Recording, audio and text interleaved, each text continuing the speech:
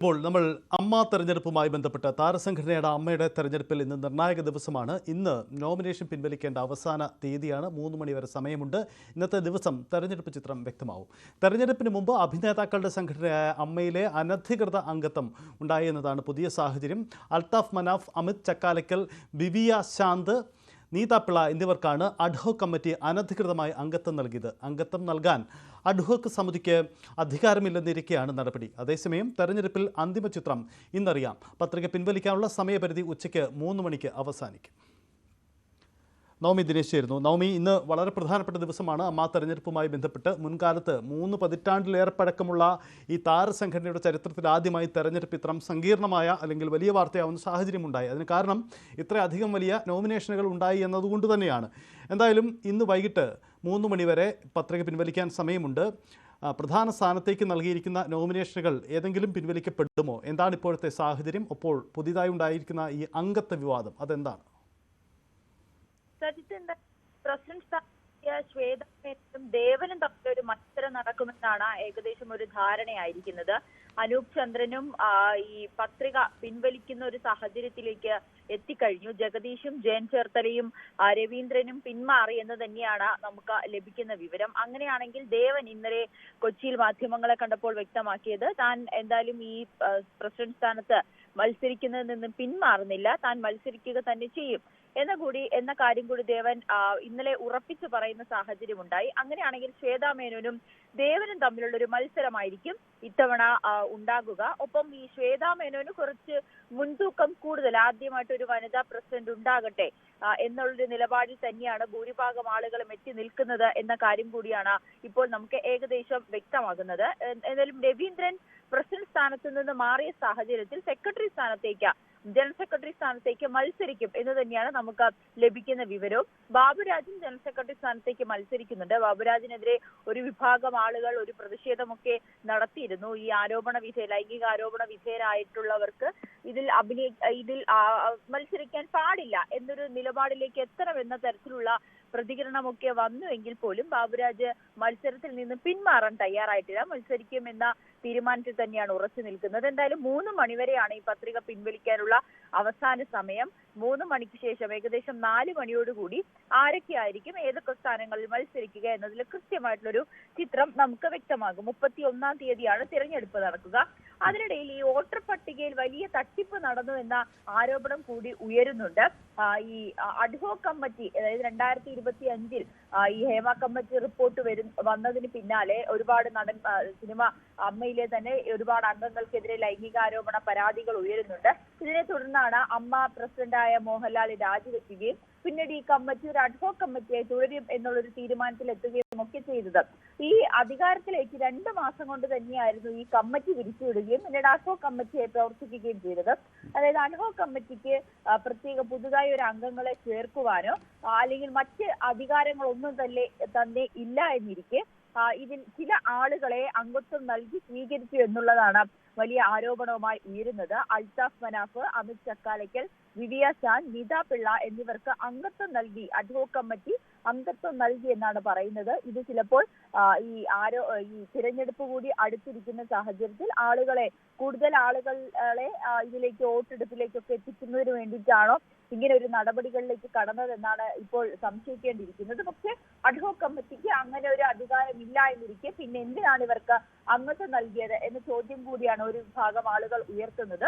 ഒപ്പം അമ്മയുടെ ഈ ഓണററി അംഗമായ കമലഹാസന് ഇത്തവണ വോട്ടില്ല. ഒപ്പം തന്നെ IM വിജയൻ, സതീഷ് സത്യൻ എന്നിവരുടെയും പേര് വോട്ടർ പട്ടികയിൽ ഇല്ല എന്നതിൽ വലിയ പ്രതിഷേധവും കൂടി ഒരു വിഭാഗം ആളുകൾ ഉയർത്തുകയും ചെയ്യുന്നുണ്ട്. എന്തായാലും ഇന്ന് 3 മണിവരെയാണ് ഇതിന്റെ പത്രിക പിൻവലിക്കാനുള്ള അവസാന തീയതി. 4 മണിയോടുകൂടി അവസാനത്തെ ഒരു ചിത്രം തെളിയുകയും ചെയ്യും. അതിനിടയിലാണ് വീണ്ടും ഈ വോട്ടർ പട്ടികയിൽ വലിയൊരു തിരിമറി നടത്തി എന്ന തരത്തിലുള്ള ആരോപണം കൂടി ഉയരുന്നത്. യെസ് നവമി, ഒരു കാര്യം കൂടി, ഈ പ്രസിഡന്റ് സ്ഥാനത്തേക്ക് നിലവിൽ ശ്വേത മേനോൻ, ദേവൻ, ഈ 2 പേരുകളാണല്ലോ ഉള്ളത്. ദേവൻ മുതിർന്ന താരം കൂടിയാണ്, മുതിർന്ന അമ്മയിലെ അംഗമാണ്.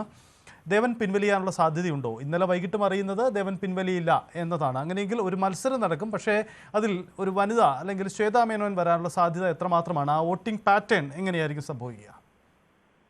സജിത്ത്, ദേവൻ ഇന്നലെ മാധ്യമങ്ങളെ കണ്ടപ്പോൾ തന്നെ ആവർത്തിച്ചു പറഞ്ഞത് താൻ ഈ മത്സരത്തിൽ നിന്നും പിന്മാറില്ല. കാരണം ഈ അമ്മയുടെ ഒരു തുടക്കം മുതൽ തന്നെ, അമ്മ എന്നൊരു സംഘടന രൂപം കൊടുക്കുന്ന സമയം മുതൽ തന്നെ അതിന്റെ മുന്നിൽ നിന്ന ആളാണ് താൻ. പെട്ടെന്ന് അമ്മ ഒരു അനാഥയായി പോലെ, അല്ലെങ്കിൽ മോഹൻലാൽ പ്രസിഡന്റ് സ്ഥാനത്ത് രാജിവെക്കുന്നു, പിന്നീട് അധികാരം ഏറ്റെടുക്കാൻ ആരുമില്ലാതെ ഇരിക്കുന്ന സാഹചര്യത്തിൽ കൂടിയാണ് ഒരു തിരഞ്ഞെടുപ്പിലേക്ക് എത്തുന്നത്. അങ്ങനെ അമ്മ ഒരു അനാഥരായി മാറാൻ പാടില്ല. അതുകൊണ്ട് തന്നെ ഇതിന്റെ തുടക്കക്കാരൻ എന്ന നിലയിൽ തനിക്ക് ഉറപ്പായി മത്സരിക്കണം. തന്റെ മനസാക്ഷി അത് ബോധിപ്പിക്കണം. അതുകൊണ്ട് താൻ എന്തായാലും മത്സരിക്കും. ശ്വേതാ മേനോന് വേണ്ടി മാറിക്കൊടുക്കുന്നത് അത് തെറ്റായ സന്ദേശമായിരിക്കും നൽകുക. കാരണം ഒരു വനിത എന്ന നിലയ്ക്ക് അവർക്കും മത്സരിക്കാനുള്ള അധികാരമുണ്ട്. മത്സരിച്ച് തന്നെ വിജയിക്കട്ടെ എന്നൊരു നിലപാടിലാണ് ദേവൻ നിൽക്കുന്നത്. ജഗദീഷോ അല്ലെങ്കിൽ മറ്റാർക്കെങ്കിലും ഒക്കെ അവരുടെ തീരുമാനം സ്വയമായിട്ട് എടുത്തതാണ്. താൻ എന്തായാലും ഈ മത്സരത്തിൽ നിന്നും പിന്മാറില്ല, മത്സരിക്കുക തന്നെ ചെയ്യും എന്ന് ഉറച്ചു തന്നെയാണ് ദേവൻ പറയുന്നത്. അങ്ങനെയാണെങ്കിൽ അതെ, നവമിയും തുടരുക. ഇപ്പോൾ സിനിമാ നിരൂപകൻ പെല്ലിശ്ശേരി നമുക്കൊപ്പമുണ്ട്. ശ്രീ പെല്ലിശ്ശേരി, ഇതിൽ ശ്വേതാ മേനോനും ദേവനുമാണ് അധ്യക്ഷ സ്ഥാനത്തേക്ക് മത്സരിക്കുന്നത്. യഥാർത്ഥത്തിൽ ശ്വേതാ മേനോൻ ഒരു എതിരില്ലാതെ തെരഞ്ഞെടുക്കപ്പെടുമോ എന്ന് നമ്മൾ പ്രതീക്ഷിച്ചിരുന്നു. കാരണം അമ്മയിൽ നേതൃത്വത്തിലേക്ക് ഒരു വനിത അങ്ങനെ കടന്നു വരട്ടെ എന്നത്. പക്ഷേ ദേവൻ പിന്മാറുന്നില്ല. അദ്ദേഹം മുതിർന്ന അംഗമാണ്, പഴയ അംഗമാണ്. യഥാർത്ഥത്തിൽ സംഭവിക്കുക ഇവർ തമ്മിലുള്ള നേരിട്ടുള്ള മത്സരമാണ്. ദേവൻ പിന്മാറാനുള്ള സാധ്യത നിങ്ങൾ കാണുന്നുണ്ടോ? ഇല്ല, ദേവൻ മാറില്ല. എന്തിനും ദേവൻ മാറേണ്ട ആവശ്യം? വേറൊരു കാര്യം ആലോചിക്കുക. ഇതിന്റെ പേരുടെ മത്സരം കൃത്യമായിട്ട് തുടക്കം മുതൽ വാച്ച് ചെയ്യുന്ന ആരാണിത്? ഇതൊരു ആരും ഒന്നിലും ഇടപെടില്ല എന്ന് പറഞ്ഞിട്ട് ഇന്ന ആള് പ്രസിഡന്റ് ആക്കാൻ വേണ്ടി അജണ്ടയല്ലേ നടക്കുന്നത്? ആ അജണ്ട അങ്ങനെ ശരിയായിരിക്കും? മാത്രമല്ല, ശ്വേതാമേനൻ പ്രസിഡന്റായി വന്നു കഴിഞ്ഞാൽ, എനിക്ക് ശ്വേതാമേനൻ എന്റെ ഫ്രണ്ട് തന്നെയാണിത്. ശ്വേതാമേനൻ ഇങ്ങനെ പ്രസിഡന്റ് ആയിട്ട് വന്നു കഴിഞ്ഞാൽ എന്താണ് നേട്ടമുണ്ടാകാൻ പോകുന്നത്? അവർ ഒന്നാമത് ബോംബെയിലാണ് താമസിക്കുന്നത്. ബോംബെ അല്ലാണ്ട് തന്നെ അവർക്ക് വരണമെങ്കിൽ ഫ്ലൈറ്റ് വരണം, ഇവിടെ സ്റ്റാർ ഹോട്ടൽ കൊടുക്കണം. ഇതൊക്കെ അനാവശ്യ ചെലവുകളുണ്ട്. പിന്നെ ഇവര് തനിച്ച് തീരുമാനം എടുക്കാൻ പറ്റില്ല. ഒന്നത്തെ കാര്യം. ദേവനാണെങ്കിൽ പ്രശ്നം എന്താ? ദേവനാണെങ്കിൽ എല്ലാ കാര്യങ്ങളും അറിയാം, സ്റ്റേറ്റ് ഫോർവേഡ് ആണ്. ഇപ്പൊ മോഹൻലാലോ മമ്മൂട്ടിയോ ആരും ഇല്ലാത്തൊരു സ്ഥിതിക്ക് ഈ ദേവനാണ് ഐക്യകണ്ഠൻ തിരഞ്ഞെടുക്കപ്പെടേണ്ടത്. കാരണം ഞാൻ അറിഞ്ഞത്തോളം ഒരുതരം ഭീഷണി, ഒരു നയപ്രകാരമല്ലാത്ത ഒരു ഭീഷണി അവിടെ നടക്കുന്നുണ്ട്. ഇപ്പൊ പല രീതിയിലും പറഞ്ഞുകൊണ്ട്. അപ്പൊ അതൊരു ശരിയായ രീതിയല്ലല്ലോ. എന്നാൽ പിന്നെ പറയും ഞങ്ങൾ ഒന്നിനും ഇടപെടുന്നില്ല. ഇപ്പൊ മമ്മൂട്ടി ആയാലും മോഹൻലാലും വലിയ നേതാക്കന്മാരായാലും ഞങ്ങൾ ഒന്നിനും ഇടപെടുന്നില്ല എന്ന് പറഞ്ഞ അത് ശരിയല്ലല്ലോ. അവരൊക്കെ ശരിക്കും ഇടപെടുന്നുണ്ടെന്നാണ് ഞാൻ അറിയാൻ കഴിഞ്ഞത്. അല്ലെങ്കിൽ ഈ ഭീഷണിക്ക് വഴങ്ങി പലരും പിൻവാങ്ങുന്നുണ്ട്. അത് നല്ല രീതിയല്ലല്ലോ. ഇന്നിപ്പോ ലാസ്റ്റ് ഡേ ആണ്. ലാസ്റ്റ് ഡേ എന്ന് പറയുമ്പോ അവിടെ സത്യത്തിൽ വേറൊരു കാര്യം കൂടി ആലോചിക്കുന്നുണ്ട്. ആ സംഘടനയ്ക്കുള്ളിൽ എന്താണ് നടക്കുന്നത് എന്ന് എക്സിക്യൂട്ടീവ് മെമ്പർമാർക്ക് പോലും കൃത്യമായിട്ട് അറിവില്ല. അപ്പൊ അതുകൊണ്ട് ശ്വേതാ മേനൻ എങ്ങനെ എതിരില്ലാത്ത പാടില്ല എന്നുള്ള പക്ഷക്കാരാണത്.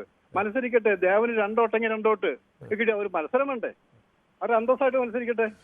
ശരി, ഈ നമ്മൾ പൊതുവിൽ ഒരു വനിത, ഇപ്പോൾ ശ്വേതാ മേനോൻ ഏത് പക്ഷം എന്നതിനപ്പുറം ഒരു വനിത അമ്മയെപ്പോലെയുള്ള ഒരു സംഘടനയുടെ തലപ്പത്ത് വരുമ്പോൾ അത് പൊതുസമൂഹത്തിന് അമ്മയുടെ തെരഞ്ഞെടുപ്പിൽ എന്ത് പങ്കാണെന്ന് ചോദിച്ചാൽ എല്ലാവരും ആ താരസംഘടനയുടെ പുതിയ നേതൃത്വത്തിൽ ആരാണ് നേതൃത്വത്തിൽ വരുന്നത് എന്ന് ആകാംക്ഷയോടെ നോക്കുന്നു, വളരെ ഗൗരവത്തിൽ നോക്കുന്നു എന്നുകൊണ്ട് തന്നെയാണ്. അപ്പോൾ ഒരു